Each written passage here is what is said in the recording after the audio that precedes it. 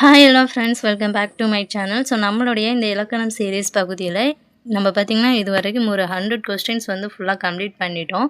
So இன்றைக்கி அதாவது இது பார்த்திங்கன்னா ஒரு பார்ட், ஓகேங்களா. ஸோ நான் டோட்டலாக 40 டெஸ்ட் கொஸ்டின்ஸ் வந்து இருக்குன்னு சொல்லியிருந்தேன். இதில் வந்து நம்ம ஒன்று வந்து கம்ப்ளீட் பண்ணிட்டோம் ஃபுல்லாக, ஓகேங்களா. இப்போ செகண்ட் பார்ட் கொஸ்டின்ஸ் தான் பார்க்க போகிறோம். ஸோ இதுலேயும் டோட்டலாக 100 கொஸ்டின்ஸ் இருக்கும், ஓகேங்களா. ஸோ இன்றைக்கி வந்து ஒரு 15 கொஸ்டின்ஸ் வந்து எடுத்துகிட்டு வந்திருக்கேன். இப்போ வாங்க வீடியோக்குள்ளே போகலாம். ஃபஸ்ட்டு கொஷின் பாருங்கள், சரியான இணையை வந்து கண்டறிய அப்படின்னு கொடுத்துருக்காங்க. சரியான இணை என்ன கொடுத்துருக்காங்க அப்படின்னா கதி, துணை கொடுத்துருக்காங்க. பேருங்கிறது மிகுதி, தரம், செல்வம், நனி, தகுதி அப்படின்னு கொடுத்துருக்காங்க. இதில் சரியான இணை எது? ஸோ சரியான விடை பார்த்திங்கன்னா ஆப்ஷன் ஏ, கதி, துணை. ஸோ இதுதான் வந்து சரியாக இணைஞ்சிருக்கு. ஸோ பேலன்ஸ் உள்ள ஆப்ஷன்ஸும் நம்ம பார்த்துடலாம். பேர் அப்படிங்கிறது நமக்கு எதை குறிக்கும் அப்படின்னா செல்வம், ஓகேங்களா. பேருங்கிறது செல்வத்தை குறிக்கும். ஸோ இது செல்வம் மட்டும்தானா அப்படின்னு கேட்டிங்கன்னா பெறுதல், அடைதல், பயன், வரம், செல்வம். ஸோ இதெல்லாம் நோட் பண்ணிக்கோங்க. பேருங்கிறது செல்வம், பெறுதல், அடைதல், பயன், வரம். ஸோ இது எல்லாமே வந்து பேர் இந்த பொருளை தான் குறிக்கும், ஓகேங்களா. தரம் அப்படிங்கிறது தகுதி. தரங்கிறது தகுதி. இது பார்த்திங்கன்னா பொருள், சேவை, இது எல்லாத்தையுமே குறிக்கும். மேன்மை, பொருள், சேவை. ஸோ இதெல்லாமே தரத்தை குறிக்கக்கூடியதான். ஸோ நனி அப்படிங்கிறது மிகுதி. நனிங்கிறது மிகுதியும் வரும். இன்னொன்று பார்த்திங்கன்னா அழகு அப்படிங்கிறதும் வரும். ஸோ நமக்கு இப்போ கொஸ்டினில் என்ன கேட்டிருக்காங்க, சரியாக எது இணைஞ்சிருக்கு அப்படிங்கிறத தான் கேட்டிருக்காங்க. ஃபஸ்ட் ஒன் தான் சரியான விடை. பட் இருந்தாலும் எல்லா ஆப்ஷன்ஸ்க்கும் என்ன பொருள் அப்படிங்கிறத தெரிஞ்சுக்கோங்க. ஸோ அடுத்தது செகண்ட் கொஸ்டின் பாருங்கள், பொருந்தா சொல்லை கண்டறிய திராவிட மொழிகளில் பொருந்தாததை எடுத்து எழுதணும். ஸோ நமக்கு இங்கே திராவிட மொழிகள் கொடுத்துருக்காங்க. இதில் பொருந்தாதது எது அப்படின்னு கேட்டிருக்காங்க. என்னென்ன கொடுத்துருக்காங்க அப்படின்னா தமிழ், மலையாளம், ஹிந்தி, தெலுங்கு. ஸோ சரியான விடை பார்த்திங்கன்னா ஆப்ஷன் சி, ஹிந்தி. ஸோ இதுதான் பொருந்தாதது. பாக்கி எல்லாமே திராவிட மொழிகள். தமிழ், மலையாளம், தெலுங்கு அப்படிங்கிறது எல்லாமே திராவிட. ஸோ இதில் பார்த்திங்கன்னா தமிழ் வந்து தென்னிந்தியாவில் பேசப்படும் மிக தொன்மையான திராவிட மொழி அப்படிங்கிறது எல்லாருக்குமே தெரியும். மிக தொன்மையான திராவிட மொழி வந்து தமிழ்.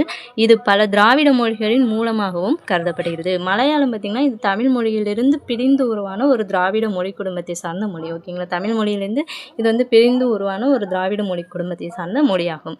தெலுங்குங்கிறது ஆந்திரா மற்றும் தெலுங்கானாவில் பேசப்படும் முதன்மையான திராவிட மொழி. எல்லாமே திராவிட மொழி தான். பட் வந்து எப்படி வந்து இது திராவிட மொழியாக வந்துச்சு அப்படிங்கிறத தெரிஞ்சுக்கோங்க. ஆந்திரா மற்றும் தெலுங்கானாவில் பேசப்படும் முதன்மையான திராவிட மொழி வந்து தெலுங்கு.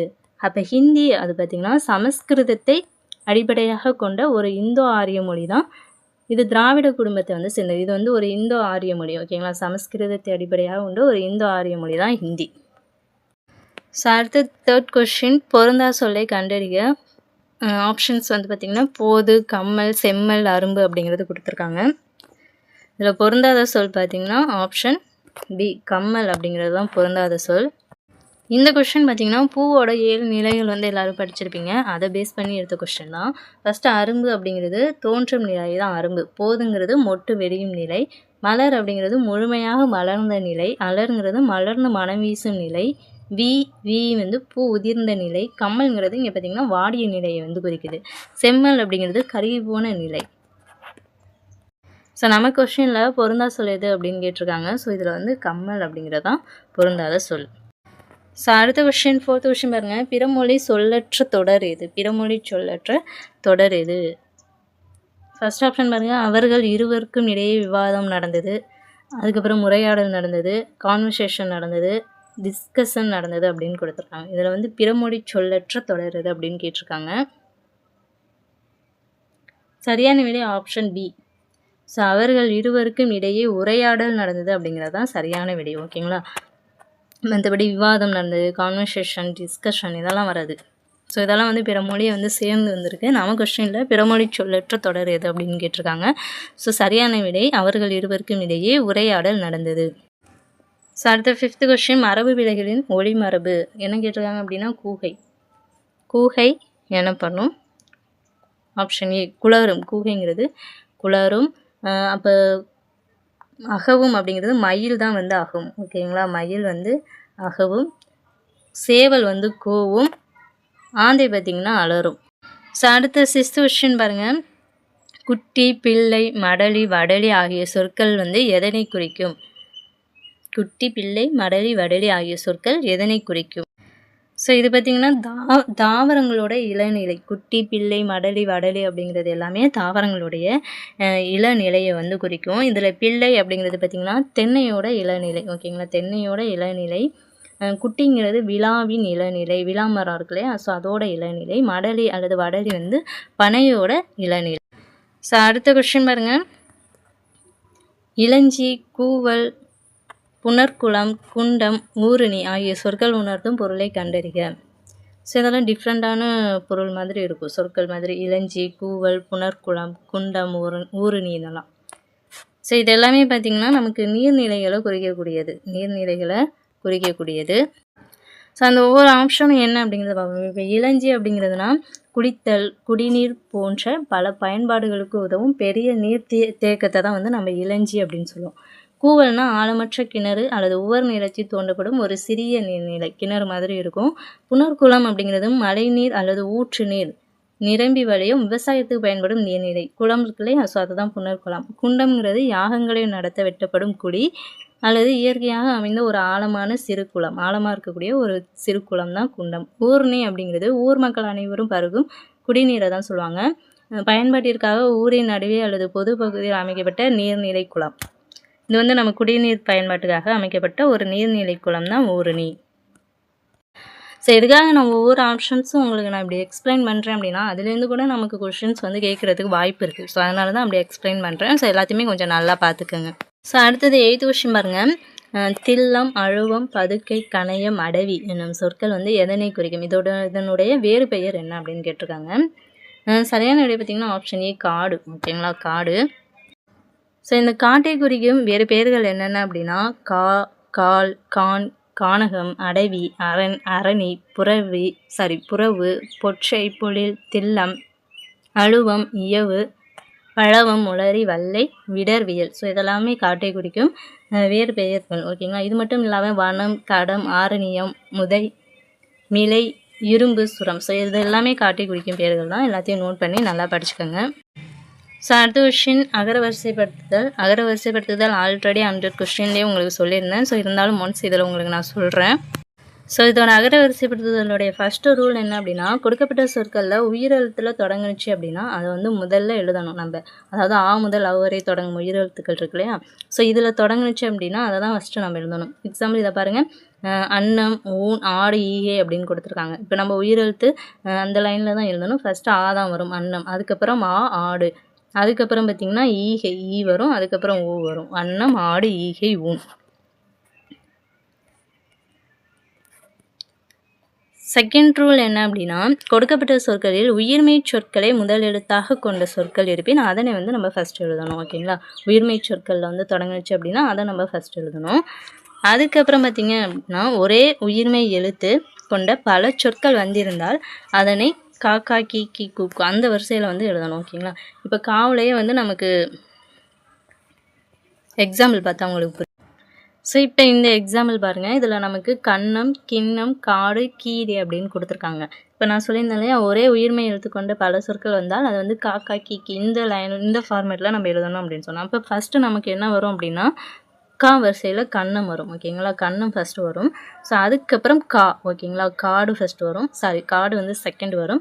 ஸோ அதுக்கப்புறம் கிண்ணம் வரும், காக்கா, கீக்கி. ஓகேங்களா, அதுக்கப்புறம் கேடி வரும். ஸோ இதுதான் வந்து அந்த ரூலில் சொல்லியிருக்காங்க. ஸோ அதுக்கப்புறம் மெய்யெழுத்து வரிசையில் இந்த 18 மெய்யெழுத்துக்கள் இருக்கு இல்லையா, இது வந்து உயிர் எழுத்தையோ உயிர்மெய் எழுத்தையோ தொடர்ந்து மெய்யெழுத்து வரிசையாக வந்து வரும்.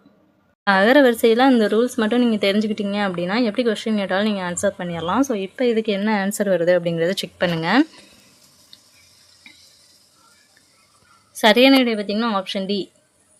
ஃபஸ்ட்டு தட்டுக்கூடை வரும். அதுக்கப்புறம் பழக்கூடை, பூக்கூடை, மட்டைக்கூடை. ஓகேங்களா, ஸோ உங்களுக்கு வந்து தெரியலை அப்படின்னா நீங்கள் இந்த காஞ்ஞாச்சா இருக்கு இல்லையா, ஸோ அதை ஒன்ஸ் வந்து நீங்கள் எழுதிக்கங்க. அதை வந்து அந்த ஒரு லைன் 18 இதை மட்டும் எழுதிக்கங்க. எழுதிட்டு கூட நீங்கள் ஆன்சர் பண்ணுங்கள். ஏன்னா அந்த டைமில் உங்களுக்கு வந்து டென்ஷனில் கன்ஃபியூஸ் ஆகும். ஸோ நீங்கள் அதை எழுதிக்கங்க. இது வந்து சின்ன பிள்ளைத்தனமாக இருக்குது அப்படின்லாம் நினைக்க வேண்டாம். ஏன்னா நமக்கு ஒவ்வொரு மார்க்கும் இங்கே வந்து ரொம்ப முக்கியம். ஸோ அதனால் வந்து நீங்கள் எழுதிட்டு அதுக்கப்புறமா கூட நீங்கள் ட்ரை பண்ணுங்கள். ஓகேங்களா, ஸோ அடுத்த கொஸ்டின் பாருங்கள். பிறமொழி சொல்லிற்கு இணையான தமிழ் சொற்களை தேர்வு செய்க. 3 கோல்டு பிஸ்கட்டுகளில் 1 எடை குறைவு அப்படின்னு கொடுத்துருக்காங்க. இது வந்து தமிழ் சொற்களை வந்து நம்ம தேர்ந்தெடுக்கணும். இதில் வந்து பிறமொழி சொற்களும் கலந்துருக்கு இல்லையா? ஸோ இதை வந்து தமிழ் சொற்களையும் தேர்வு செஞ்சு நம்ம எழுதணும். சரியான விடை பார்த்தீங்கன்னா ஆப்ஷன் டி தான் சரி. 3 தங்கக்கட்டிகளில் 1 எடை குறைவு. ஓகேங்களா? தங்கக்கட்டிகள், கோல்டு பிஸ்கட்னா தங்கக்கட்டிகளில் 1 எடை குறைவு. ஸோ இதில் ஃபர்ஸ்ட் ஒன் பாருங்கள், 3 கோல்டு பிஸ்கட் அப்படியே வந்திருக்கு. ஓகேங்களா? அது வராது. அடுத்து 3 தங்க பிஸ்கட்டுகள். பிஸ்கட்டுகள்ங்கிறது நமக்கு தமிழ் சொல் கிடையாது. அதுக்கப்புறம் பாருங்கள், தங்கக்கட்டிகள் 1 வெயிட்டுங்கிறது நமக்கு தமிழ் சொல் வந்து கிடையாது. அப்போ சரியான விடை ஆப்ஷன் டி தான். ஸோ நெக்ஸ்ட்டு 11வது கொஸ்டின் பாருங்கள், ஒளி மற்றும் பொருள் வேறுபாடு அரி அப்படின்னு கொடுத்துருக்காங்க. சரியான விடை பார்த்திங்கன்னா ஆப்ஷன் டி, அரிங்கிறது திருமால். ஸோ இந்த ரீ பார்த்திங்கன்னா தெரிந்துக்கொள், அறிந்துக்கொள்னு சொல்லுவோம்னே, அதான் தெரிந்துக்கொள். ஸோ நெக்ஸ்ட்டு கொஸ்டின் கூரை கொடுத்துருக்காங்க.